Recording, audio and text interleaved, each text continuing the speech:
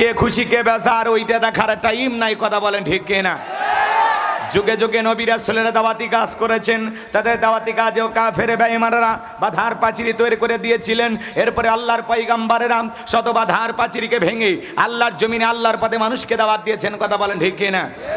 আপনার আমার প্রিয় নবী কালেমার দাওয়াত দিতে গিয়ে কর্নার প্রসার করতে গিয়ে মার খেয়েছেন, রক্ত জড়িয়েছেন, দান মোবারক শহীদ হয়ে গেছেন, লোহার টুপি মাথার ভিতর ঢুকে গেছেন, সাহাবা ইকরাম দ্বীনকে প্রতিষ্ঠিত করতে গিয়ে মার খেয়েছেন, রক্ত জড়িয়েছেন, জীবন দিয়েছেন।